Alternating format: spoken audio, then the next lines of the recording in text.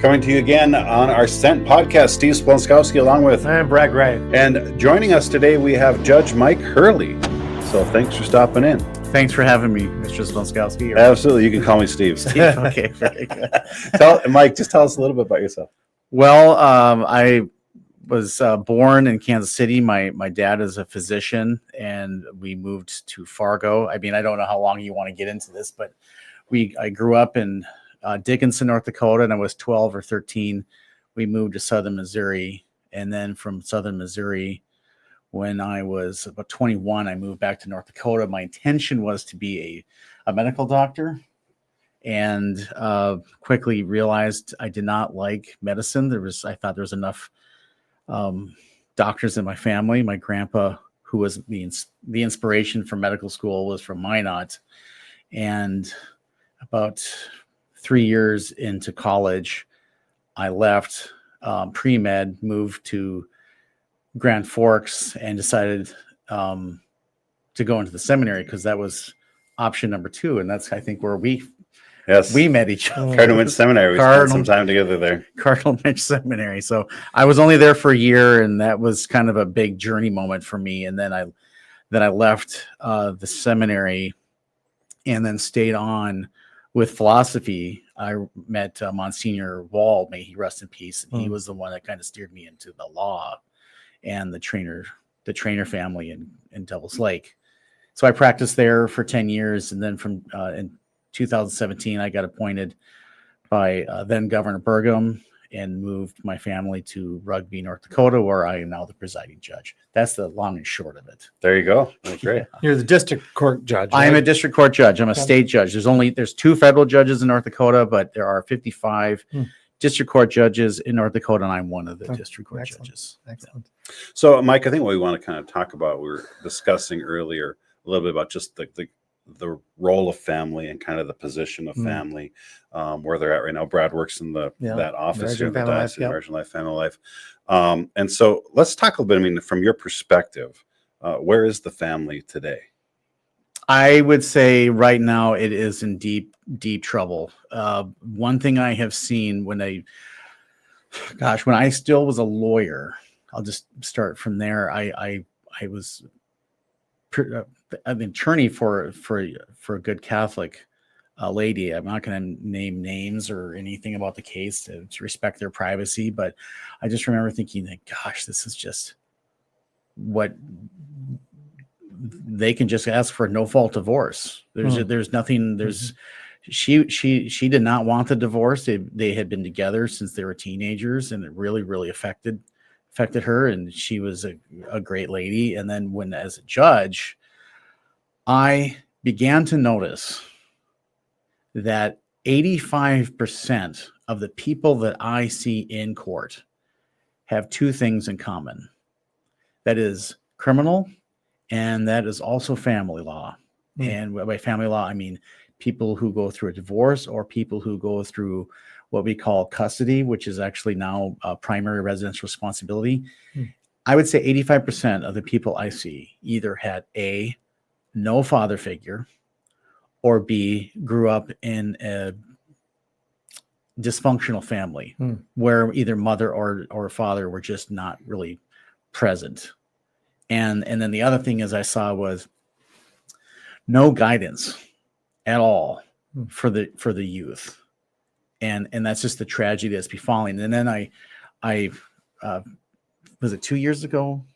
Probably. When did we talk about communio? It's been probably a couple of years at least. Yeah. Where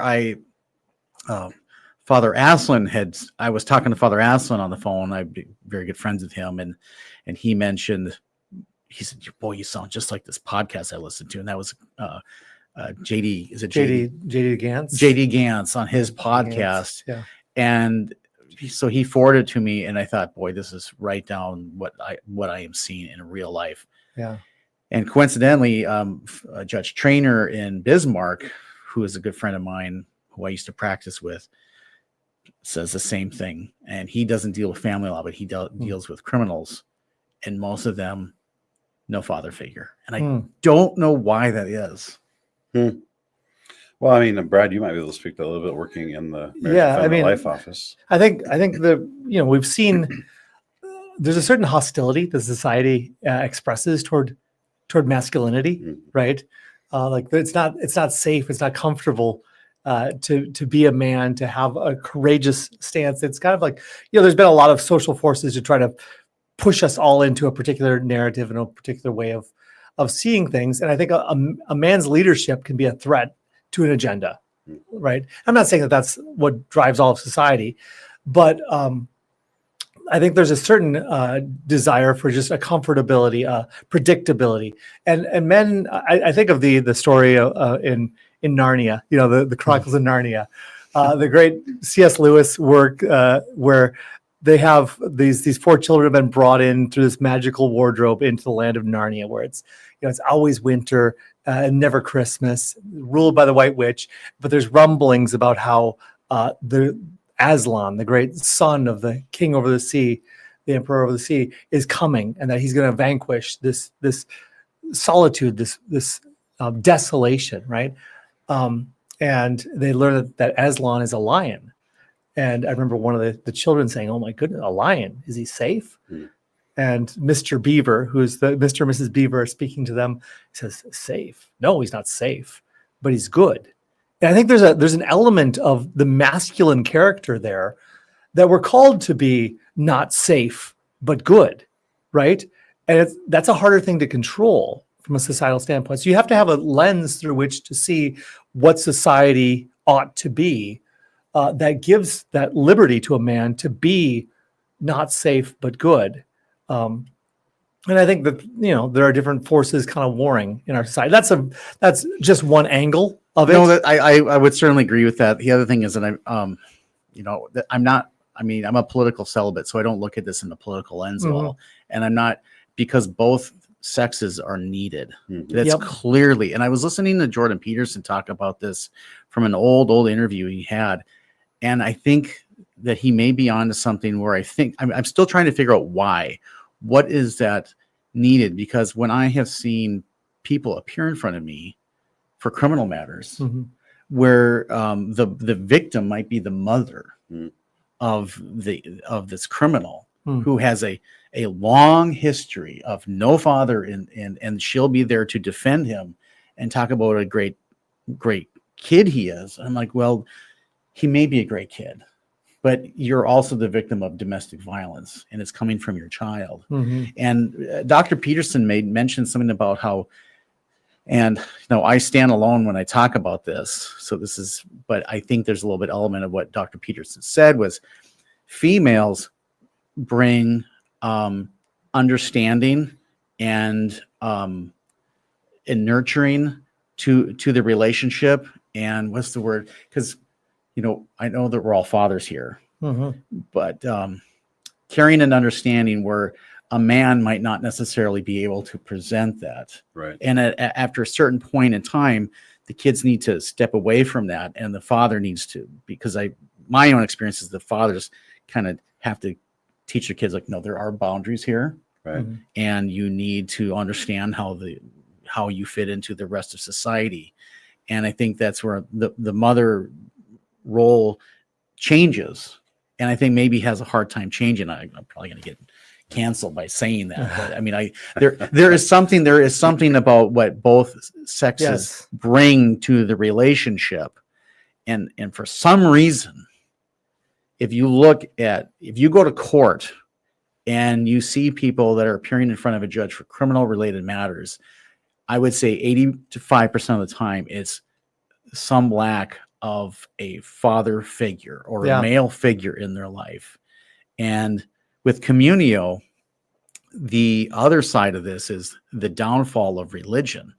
For some reason, when of course, and we're talking statistics here, Steve, but if the dad is not going to church, for some reason the kids will not go to church afterwards. Right. We see those studies. Yeah, and that coincides with this criminal element that I see, and also the side of divorce. And when I have people in front of me for divorce, I would say the vast majority of the time, it's financial for the man. He wants to spend time with his kids, and the female, it's all about the children. And we all know Monsignor or Father Hughes. Oh yeah. May he rest in peace. Amen. When we did our marriage prep with my Father Hughes, he was like, he said, Michael, boys make great boyfriends, but they're not very good husbands. So you ought to take your wife out for a date at least once a week. Now that's hard when you have children. Yeah, yeah. And then he said, Kimberly, your children are a gift from God.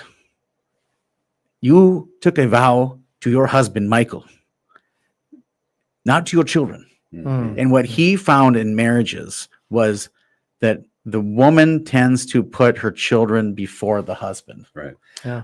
I've seen that in court. Mm-hmm. And I think that that's where the breakdown starts happening in the family, Mhm. is where they both lose their priority. Right. Yep. And I've told this to farmers because I live in Western kind of North Dakota in this very rural area. And I tell these young men, I said, listen, asking your wife to participate in the farming operations, well, I understand that's important. That's not a date. Yeah, right. Okay. Let's go combining together. Yes. Or, and she'll sit there and watch. I said, you need to remember that she needs to be romanced. You need to treat her the same way you did when you were still engaged. Mm. And I find that to be true. And I also find that one of the reasons why the breakdown of the family. Mm-hmm.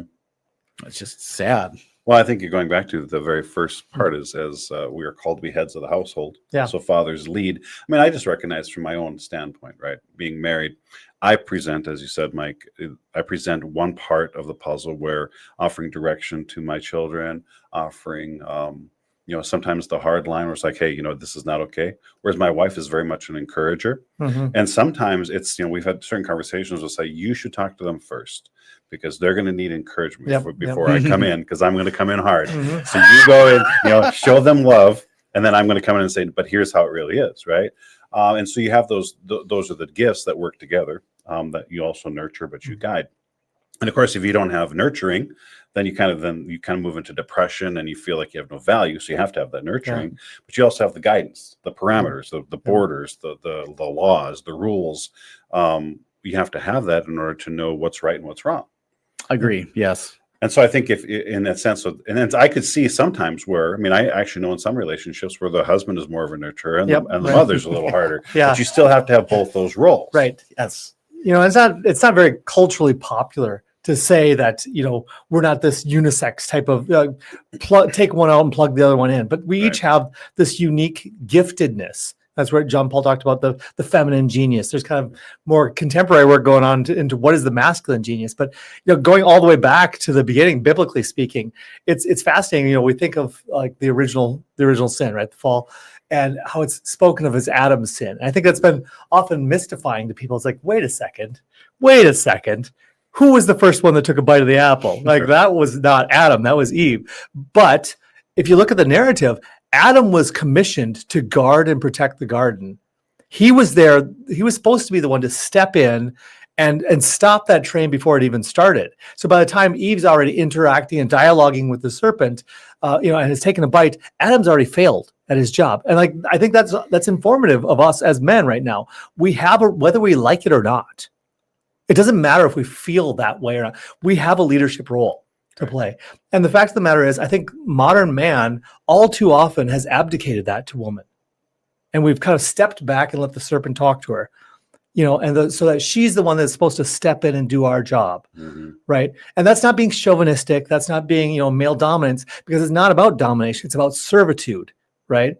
And so I think what you're seeing, like within the court system, is like men abdicating their responsibilities as leaders, as fathers, as those ones who are supposed to be kind of the soldiers going out and defending their families. I think I've heard a statistic that it's over 90% of people incarcerated came from fatherless homes.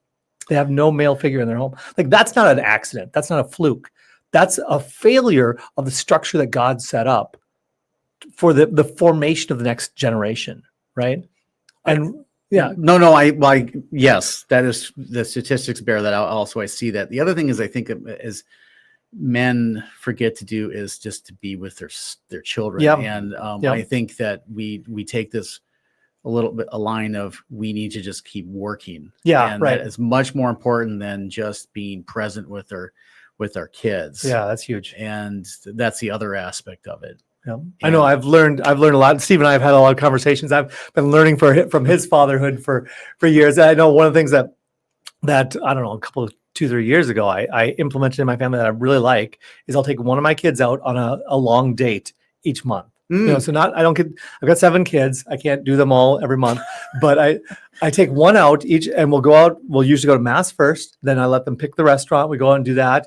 And then we'll do something else fun, and I get that one-on-one time with them because usually you've got this throng of people with family busyness and all that stuff, but having that time to actually get into their world, to have the one-on-one relationship with them, like you say, it's not automatic. It's not something we just automatically do. We have to be intentional about that, to cultivate that, because they do need it from us, not just from their moms, right? I agree. You do that, Steve? Yeah, Jacinta and I actually take each of our children on what we call like a little luncheon date or something like that, and say, how are you doing? How are things going? And we try to get them to separate them. Because I grew up in a family of 13 children, right? And so that's like everything's this lump thing. And we had also 2 sets of twins. And I thought, and you could tell that each twin had their own individual personality. And I wanted to get to know who they were. Because if you're going to guide your children, you have to know who they are. Well, guess what? It takes time to know who they are. You can't just, stand outside and watch. And so we do that. Even yesterday at Father's Day, all the kids came home. And then after supper, we went for this walk down the gravel road and talked. We actually talked about religion. It was like the Magnificent Seven. We were on the gravel road. It's like we were talking about, what we believe in the Catholic Church and why we believe it and how that's affected the world. And just having these open conversations.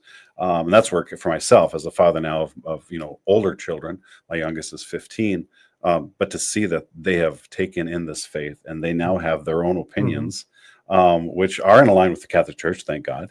But sometimes they're like, well, I think this, Dad. I'm like, well, okay, why do you think that? And I think as a father growing up, that was my dad's approach too, is to always say, okay, if you don't agree with me, then tell me why you don't agree with me and show me a better way to do this. Because oftentimes, as kids get in their teenage years, they'll say, well, Dad, I don't know that's the best way. You're like, okay, show me the right way then. And they have to put up or shut up, right? Kind of thing. And so I guess I feel like now, as I was mentioning recently, it's like I feel like my children actually have a lot to teach me now at this point. They're becoming these adults, and they come back and they share things with me that I thought they have a new perspective. It's still based upon truth, but they have gone deeper in some areas. I'm like, wow, that's and it's exciting for me. And so there's a little bit of humility there to just be like, listen, I'm not because that's one thing. I mean, and I love my father, but my father would never admit that he was wrong about anything. And I just like, that's not possible. And to my kids, it's funny because we were on the boat and we were talking about distributing the weight of the 3 kids. And my oldest was like, I think the biggest should be in the middle for the weight distribution. And my wife and I were like, yes, I think you're right. So that I think that it's interesting that what you just said is that what I'm hearing is the humility. You need to have the humility with your kids to acknowledge like, hey, they may be right on something. And that's not always easy for me. I mean, I'm a pretty prideful man. I mean, so it's like the first thing I'm like, well, Dad, I think that's a dumb idea. Okay.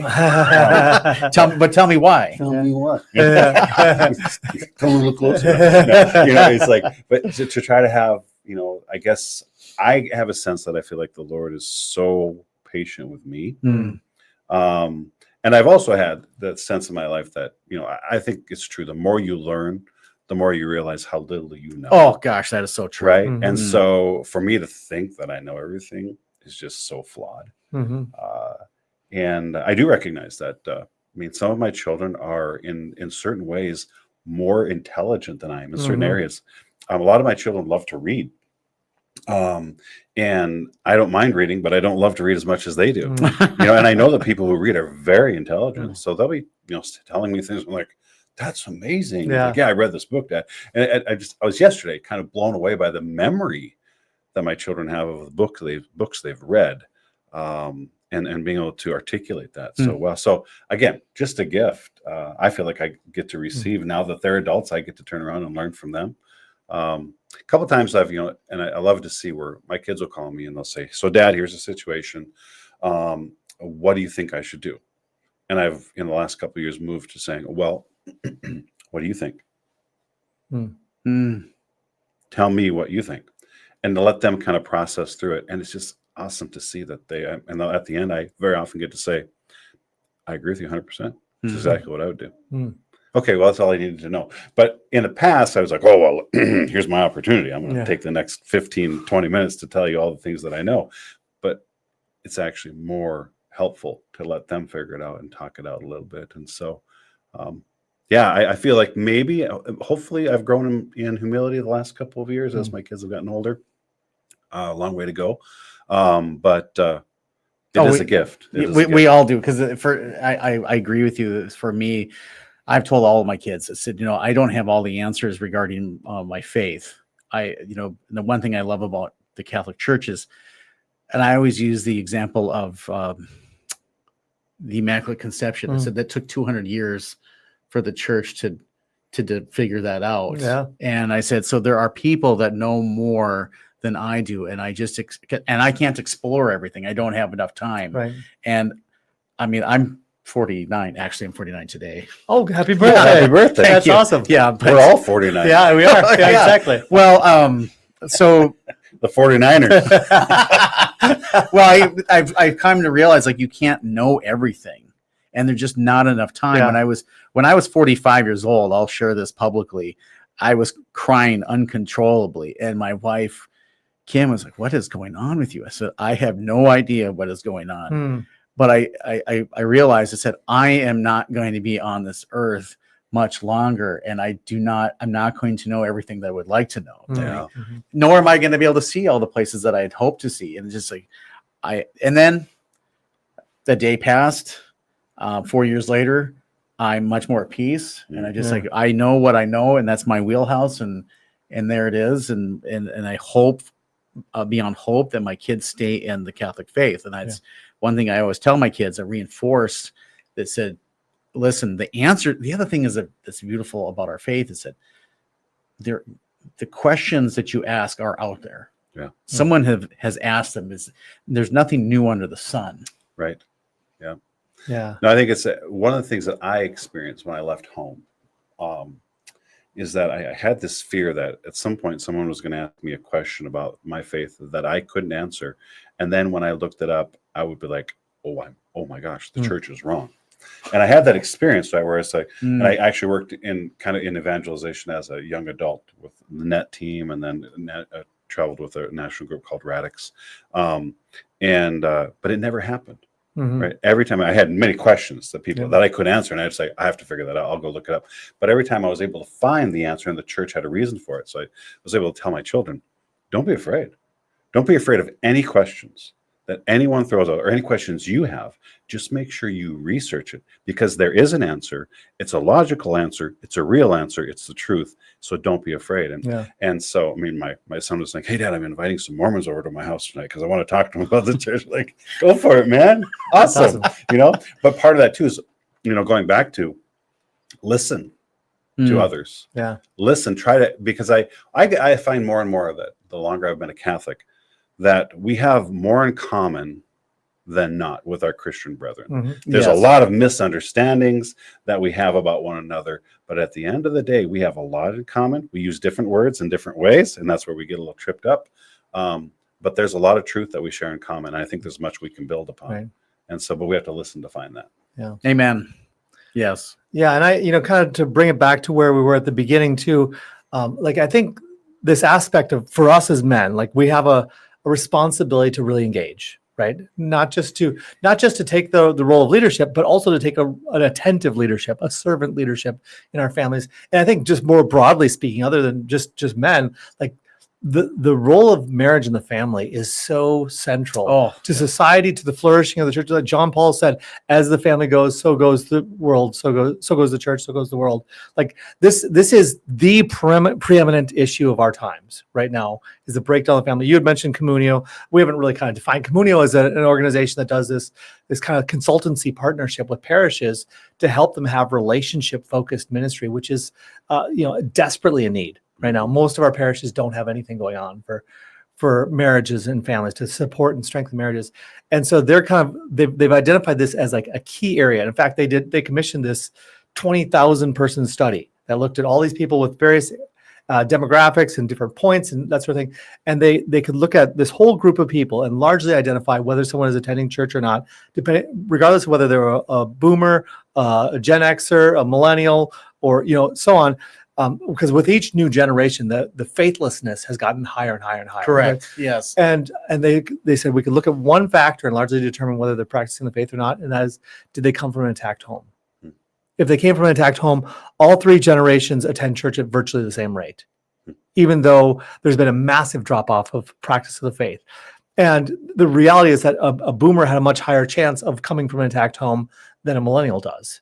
Because of the breakdown of the family. Like the stats are something like 54% of kids won't reach their 17th birthday with both parents in the family. So like all of that is to say then every one of us needs to be committed to the preservation, the support and reinforcement of marriage and the family.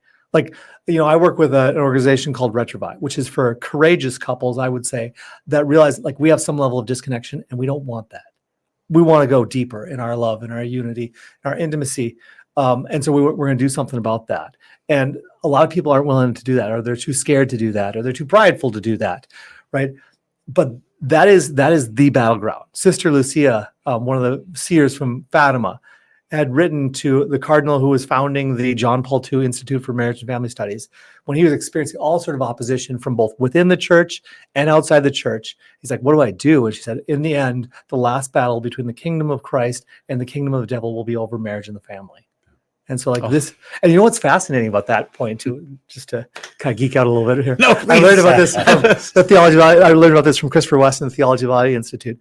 So John Paul, the day that he was shot, he was going to, in his Wednesday audience, he was going to announce the foundation of the JP2 Institute for Marriage and Family Studies. But he got shot that day instead. And of course, we know that he attributed the hand of Our Lady of Fatima and guiding the bullet that prevented it from hitting any major arteries and him being killed. But we see the epicenter of the assault is on marriage and the family. And so I think most of us acknowledge that, but we're like, I don't know what to do about that. Mm-hmm. We do have very practical things. Go on a date night.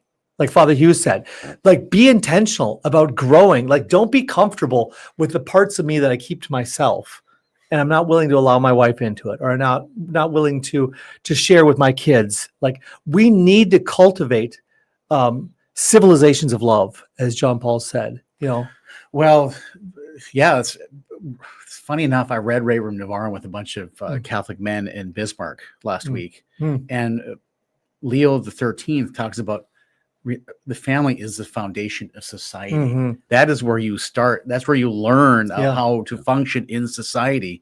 And I think we talked about communism and the conscience of the West with Bishop Sheen, and he wrote this book in 1948. And he was talking about, which I found fascinating, Steve, was that he was talking about the marital problem back in 1948. Mm-hmm. And he says, if we do not get this problem solved, we are going to have problems with our country.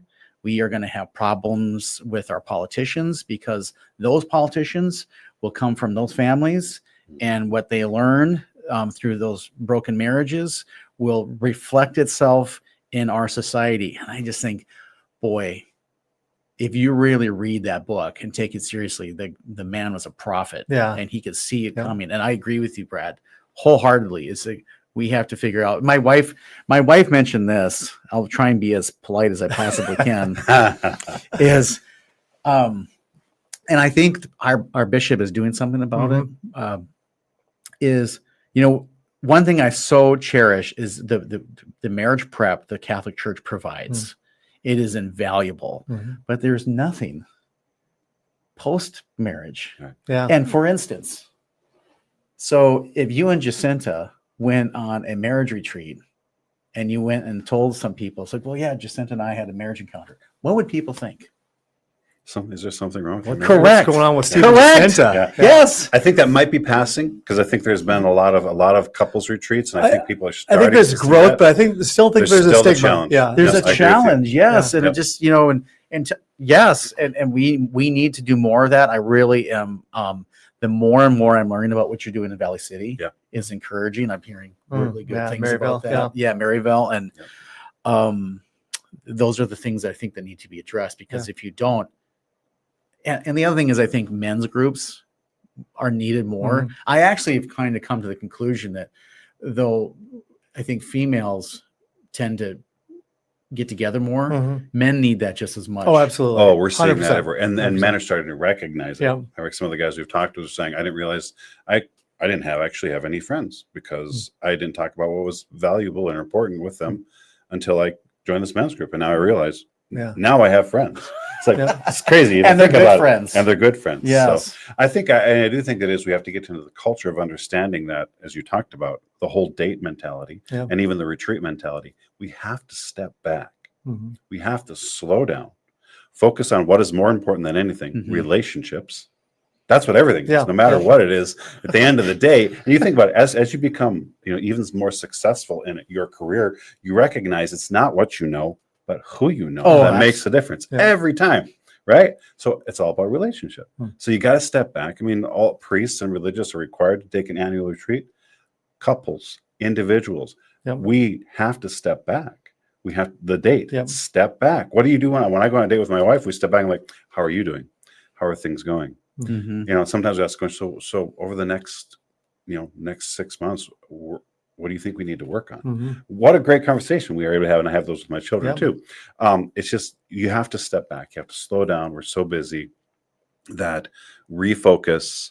That's why the word retreat. It's not giving up. It's not surrendering. It's stepping back and saying, hold on, let's look at this with a different lens. Correct. And I think that's where we need to be. Yeah, I think it is absolutely at the core of what the church most needs. I mean, the family is the body of Christ on the cellular level, and there's no way that the body can be healthy if the cells are sick, right? And so it is one of the most important things that we can commit ourselves to, along with preservation of our practice of the faith and that sort of thing. But on the human level, those relationships are the key. And, we talked earlier about how, like, I have all these things I'd like to know and do. The reality is God has made us inadequate. He's made us so that we're not intended to possess all that we need. We necessarily stand in relationship. And that, like, one of the bitter pills to swallow, I think, in marriage is that a lot of times what I need is my wife's opinion, even when it's radically different than mine. My wife's insight. And I was made to need that. I'm fortunate enough to have, my wife has more wisdom. Yeah. Oh, totally. Mine in too, her fingernail than I do in my entire body. So, But, I think it's good. Yeah. I mean, that's where we have to recognize that that's the gift of marriage, is that we are one. Yes. And that the Lord guides us together. It's not good that man should be alone, or a woman should be alone, for that matter, right? We need each other. Well, we are coming to the end of our half hour here, a little over that, so I probably should wrap this up. But again, here with Judge Mike Hurley, thank you so much for joining us. Thanks for having me. We'll have to do this again. Absolutely. Sure. All right, folks, this is our Sent podcast. We're going to head out, so thanks and God bless.